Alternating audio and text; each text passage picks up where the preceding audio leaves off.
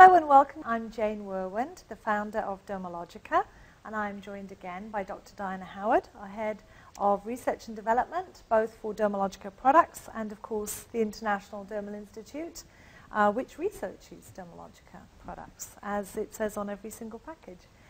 Today, we're going to talk about a subject that's very close to my heart, and I know you have a lot of questions about it because we hear them, and that is all to do with protecting ourselves from ultraviolet light. Now, some years ago, we spoke at length here at Dermalogica about making a shift from talking about sun protection to start to talk about daylight protection. And I think it's really important.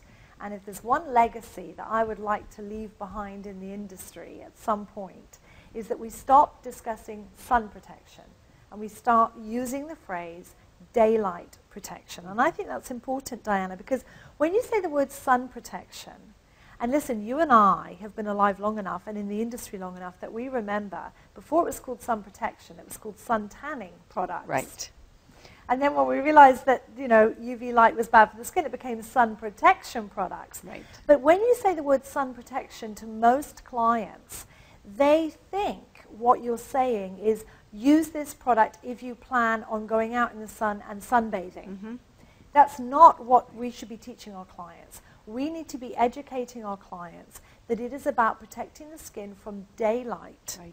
You know, whether it's the middle of summer or the middle of winter, whether you are out on the beach or playing sports, or you happen to just be going out to pick up your morning newspaper, if your skin is meeting daylight, mm-hmm. your skin is meeting ultraviolet light, and that has a potential to prematurely age you, cause skin cancer, increase pigmentation, and generally wreak havoc on the skin. Absolutely. If there were one product that I was forced to choose to take with me to a desert island, I suppose, or anywhere really, I'd after special cleansing gel, maybe, it would be one of our fantastic daylight protection, UV light protection products, because I don't go anywhere without a sunblock. Not only do I want to avoid skin cancer, which of course I do, but I also want to avoid as much premature aging as I can and pigmentation. Right. So it's not just a health issue, it's an appearance issue as well. They're intertwined. And I know how much passion and energy and research and work you and your team put into developing our protection products. So tell us a little bit about what makes them so special, because it's the reason that I, cannot use anything else. Well, I think the thing that people don't realize is, aside from just protecting your skin from the UVA and UVB, and incidentally, sunscreens were originally developed for the Navy, so sailors could be on the ships and not get burnt. Back then, we had no idea that there was more than just the burn to worry about, right. The UVB, but there was UVA. Right. We had no idea back then when the first connected everything, all the damage to do with the burning Absolutely. Aspect. And now we know UVA is probably more critical in terms of cancer-causing right. and premature aging to and the that's skin. The suntan beds. I yes. mean, just because they don't banned. burn, absolutely. When you see people that are what I call tanorexic, yes. They just won't stop tanning, yes. especially young teenagers. Mm-hmm. I find it very disturbing, this whole idea of promoting tanning.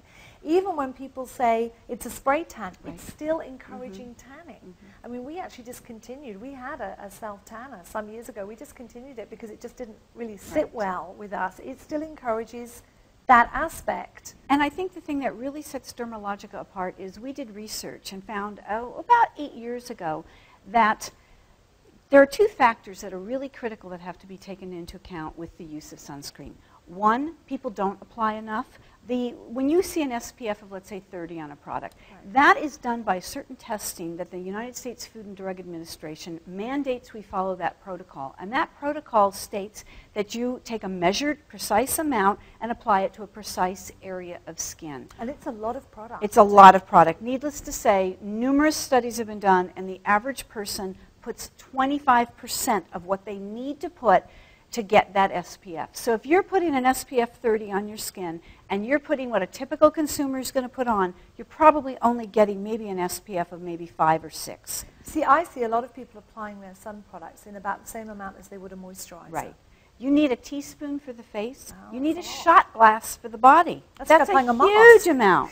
That's and a lot. You combine the fact that people aren't applying enough with the fact that many scientific groups have shown that the sunscreen only protects against about 55% of the free radicals that are forming as a result of exposure to the UVA and UVB. What does this mean? So you can feel like you're doing a good job, you're being very diligent, you're wearing your SPF, whether it's 15 or 20 or 30, but the problem is you're not quenching the free radicals that are forming. And what this means is this can still cause skin cancer. This can still cause damage and irritation and inflammation to the tissues. So what they found was Dr. Carrie Hansen at one of the universities in Illinois developed a microscope, a fluorescence microscope. And in this, she was able to look at the skin, the stratum corneum, even the layers in the epidermis. And when she was shining typical UVB and UVA radiation on that skin, very typical of what you'd get from walking outdoors, she could actually depict the amount of free radicals that formed on the skin.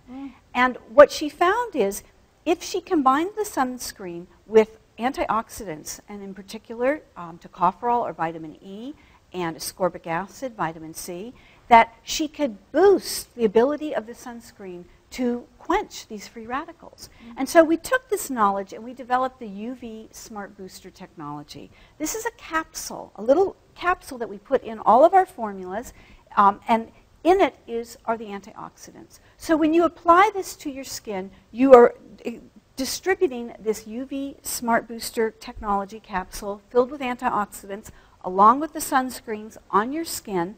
And because we want to maximize the protection they give us, they're in this capsule that's made up of DNA. This DNA only opens up or breaks down when it's exposed to UV. Oh, I love it. So when you put it on in the morning, maybe in your bathroom, and you're walking around the house, you're indoors, you're not exposed to UV. You're insulated. It's completely insulated. The capsules are intact. When you go outside and are exposed to UV, the UV breaks open that DNA capsule, releases the antioxidants, and now we get maximum protection of those free radicals. They're on a mission. They're Mission Impossible capsules. Yeah, that's the technical term for them right now. And this is, I mean, nobody is using this technology but Dermalogica. It's unique to us. It's in all of our products with the exception of our waterproof spray because we could not solubilize it in there. In that particular case, we put the antioxidants free into the formula. So you get not maximum protection like you do with the UV Smart Booster technology, but at least you're getting some antioxidant protection. And that is a unique product in and of itself because it is really, to my knowledge, the only alcohol-free spray or dry oil, as it feels, sunblock on the market. And you know, we talked earlier about how we make products and have the process of developing products. Right. And this was one of those products that, if you recall, you said I wanted an alcohol-free, and I said it can't be done. And I talked with all the sunscreen suppliers, and they said it can't be done. And lo and behold, with a lot of tenacity in a laboratory, our chemists were able to come up with a formula where it could be alcohol-free and waterproof. You see, I just think when someone tells me it can't be done, it means that they haven't quite found the way to do it. But the way exists. So you're right. Our sunblocks are a testament to not just our commitment to skin health, but also skin beneficial formulas that have embedded technology in them to enhance and increase whatever performance function they're meant to be delivering. And it is never too soon or too late to start using a sunblock and use it every single day, 365 days of the year, even if you're on an aeroplane, because if it's daylight in the plane, you're actually getting a lot of UV light right there sitting there. So please remember to protect your skin, educate your clients about using sun protection and thinking of it as daylight protection, and just know that we've always got your back and your face.